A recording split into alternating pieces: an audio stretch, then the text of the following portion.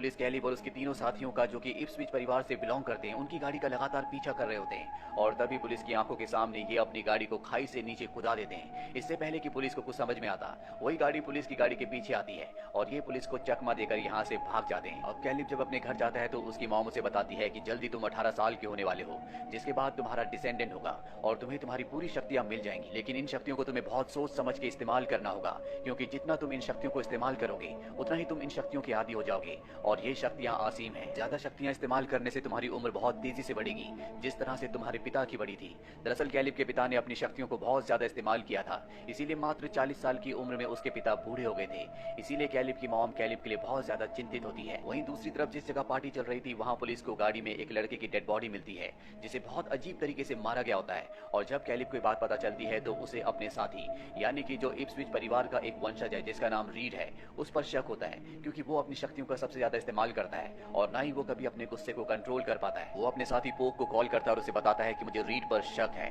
और तभी वो देखता है कि उसके बगल वाली सीट में वही लड़का बैठा हुआ है जिस लड़के का एक रात पहले किसी ने खून कर दिया था, यानी कि ये उसकी आत्मा है। इससे वो डिस्ट्रैक्ट हो जाता है और कैलिब की गाड़ी सामने आ रहे ट्रक से टकरा जाती है, लेकिन कैलिब अपनी शक्तियों से अपनी गाड़ी को वहां से बचाकर निकाल लेता है। कैलिब को कुछ समझ नहीं आता कि ये कौन है जो उनके साथ ये गेम खेल रहा है। कैलिब पोक की गर्लफ्रेंड से एक स्टोर में मिलता है जिसके साथ सहरा भी होती है। दरअसल सहरा और पोक की गर्लफ्रेंड दोनों रूममेट्स होते हैं। यहाँ पर पोक की गर्लफ्रेंड सहरा को और कैलिब को मूवी पर चलने के लिए कहती है, लेकिन कैलिब मना कर देता है। वो कहता है कि मुझे काम है। ये सुनने के बाद सहरा भी मना कर देती है, क्योंकि सहरा भी कहीं ना कहीं उसे दिली दिल पसंद करती है। और इसके बाद सहरा को कैलिब अपने साथ ड्राइव पर ले जाता है, जहाँ पर वो एक बहुत ही पुराने घर के सामने गाड़ी को रोक देता है। वो सहरा से कहता है कि मुझे काम है, मैं जल्दी वापस आ जाऊंगा। और इसके बाद वो सहरा को गाड़ी में छोड़कर उस घर के अंदर चला जाता है, जहाँ पर कैलिब के पिता रहते हैं, जो बहुत जल्दी अपनी ज्यादा शक्तियों को इस्तेमाल करने की वजह से बूढ़े हो गए हैं। कैलिब उन्हें यहाँ पर उनकी दवाइयां देने के लिए आता है। इसके बाद कैलिब यहाँ से निकल जाता है और वो सहरा के साथ एक नाइट क्लब में जाता है, जहाँ पर कैलिब के बाकी दोस्त भी होते हैं। और तभी यहाँ पर रीड का कुछ लड़कों से झगड़ा हो जाता है। वो अपनी शक्तियों का इस्तेमाल ना करे,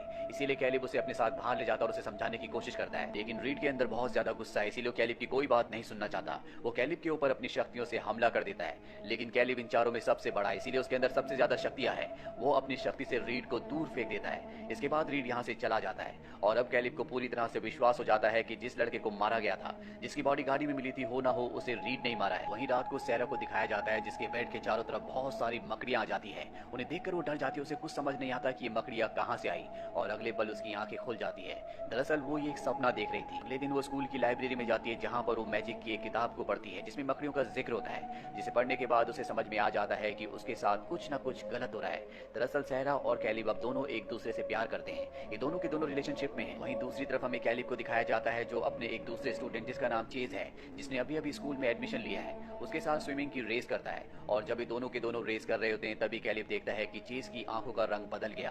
दरअसल उसने उसके ऊपर जादू कर दिया होता है। इसके बाद कैलिब स्विमिंग पूल की दीवार से टकराकर बेहोश हो जाता है और जब उसे होश आता है तो अपने साथियों को बताता है कि उसने कैलिब की आंखों के रंग को बदलते हुए देखा था और अब इन सबको कैलिब पर शक है। इसीलिए रात होने पर ये स्कूल के एडमिशन रूम में जाते हैं, जहाँ पर कैलिब की पूरी फाइल होती है और उस फाइल को पढ़ने के बाद उसे पता चलता है कि कैलिब के माता पिता बचपन में ही मारे गए थे, जिसके बाद उसे गोद ले लिया गया था। पर इसी साल जब वो 18 साल का हुआ तो वो भी मारे गए और अब इन्हें कैलिब पर पूरी तरह से शक है कि हो न हो वो भी इन्हीं में से एक है और इस बात का अब ये किसी भी कीमत पर पता लगाना चाहते हैं। दरअसल इप्सविच के जितने भी खानदान हैं, उन सब की डिटेल्स की एक जादुई किताब है और अगर इन्हें चेज के बारे में पता लगाना है, उसका सच जानना है, तो इन्हें उस किताब तक पहुंचना होगा। वहीं अगले दिन स्कूल में प्रिंसिपल चेज को बुलाते हैं और उसे कहते हैं कि हमारे स्कूल के जिस स्टूडेंट की बॉडी कार में मिली थी, उसी कार के पीछे तुम्हारा आई कार्ड भी था। ये आई कार्ड वहाँ पर कैसे आया? चेज कहता है कि ये आई कार्ड खो गया था और बड़ी आसानी से वो प्रिंसिपल की बातों को घुमाकर टालकर वहाँ से निकल जाता है। वहीं कैलिब अपने साथियों के साथ उस किताब तक पहुंच जाता है, जिस किताब में इप्सविच फैमिली के हर एक इतिहास के बारे में लिखा है। इस किताब में लिखा होता है कि इप्सविच के 5 खानदान थे, जिसमें से 4 खानदान तो वो हैं जिन चारों के ये वंशज हैं और 5वां खानदान जिसे मार दिया गया था, उसका वंशज और कोई नहीं बल्कि चेज है। इन्हें पता चल चुका है कि चेज भी इन्हीं में से एक है। यहाँ पर कैलिब को रीड पर शक होता है कि अब तक जो भी घटनाएं हुई है उन सब के पीछे रीड का हाथ है, लेकिन रीड यहाँ पर कसम खाता और कहता है कि आज तक जो कुछ हुआ है उसमें मेरा कोई हाथ नहीं है, मैंने कुछ भी नहीं किया। और अब उसे समझ में आ जाता है कि शायद ये जो कुछ हो रहा है ये और कोई नहीं बल्कि चेज कर रहा है। अब जब ये सब कुछ सोच ही रहे होते हैं, तभी कैलिब को सारा का कॉल आता है। वो उसे अपने मकड़ियों के सपनों के बारे में बताती है, साथ ही ये भी बताती है कि पोक की जो गर्लफ्रेंड है, जो मेरी रूममेट है, वो बहुत ज्यादा बीमार हो गई है, वो हॉस्पिटल में है और डॉक्टर ने कहा है कि शायद इसे मकड़ियों ने काटा है।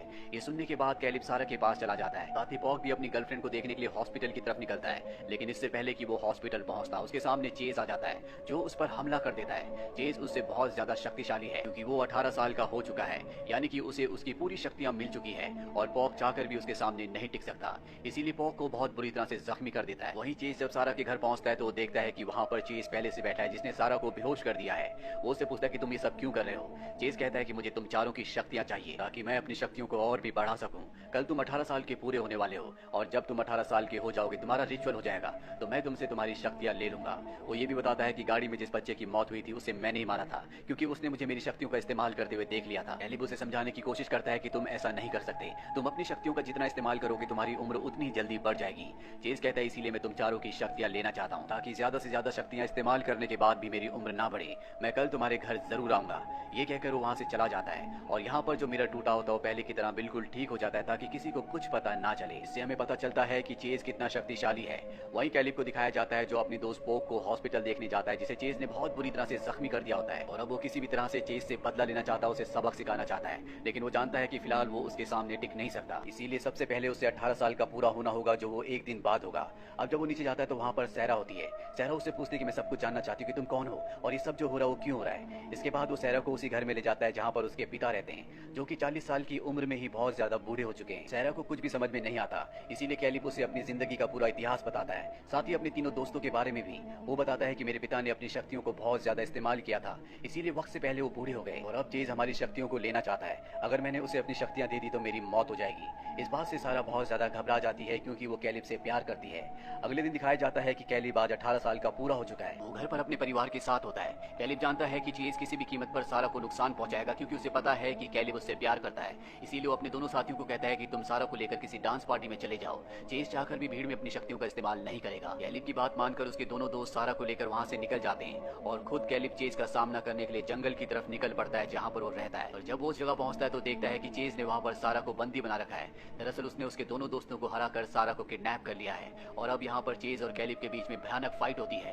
दोनों के दोनों अपनी अपनी शक्तियों का इस्तेमाल करते हैं लेकिन फिर भी कैलिब चेज की शक्तियों के सामने टिक नहीं पा रहा होता क्योंकि अभी तक उसका रिचुअल नहीं हुआ जो कि 11:12 पर होगा और तभी 11:12 हो जाते हैं और कैलिब के अंदर उसकी शक्तियां आना शुरू हो जाती हैं। लेकिन इसका भी कोई फायदा नहीं होता क्योंकि चेज ने अपनी शक्तियों को बहुत ज्यादा बढ़ा रखा है। वो अब भी पूरी तरह से कैलिब को कंट्रोल कर लेता है। वहीं कैलिब के घर पर कैलिब की मॉम को दिखाया जाता है जो कैलिब के डैड के पास जाती है और उनसे कहती है कि तुम्हारे बेटे को तुम्हारी जरूरत है, मैं चाहती हूँ कि तुम अपनी शक्तियां उसे दे दो। कैलिब के पिता जो कि बहुत ज्यादा बूढ़े हैं वो अपने बेटे को बचाने के लिए अपनी सारी की सारी शक्तियां अपने बेटे कैलिब की बॉडी में ट्रांसफर कर देते हैं जिसके बाद उनकी मृत्यु हो जाती है। वहीं कैलिब की शक्तियां बहुत ज्यादा बढ़ जाती है और कैलिब अपने एक ही वार से चेज को मार देता है जिससे चारों तरफ आग भी लग जाती है। सुबह होने पर यहाँ पर फायर फाइटर्स आते हैं और वो कैलिब को और सारा को बताते हैं कि यहाँ पर हमें किसी की डेड बॉडी नहीं मिली। जो सुनकर ये दोनों के दोनों परेशान हो जाते हैं क्योंकि अगर चेज की डेड बॉडी नहीं मिली इसका मतलब ये है कि वो अब भी जिंदा है, वो सरवाइव कर चुका है, लेकिन वो कहाँ है किसी को कुछ नहीं पता। इसके बाद ये दोनों के दोनों गाड़ी से इस जगह से निकल जाते हैं। वहीं हॉस्पिटल में हमें पोग और उसकी गर्लफ्रेंड को दिखाया जाता है जो दोनों के दोनों अब पूरी तरह से ठीक हो रहे हैं। इसी के साथ ये कहानी यहीं पर खत्म।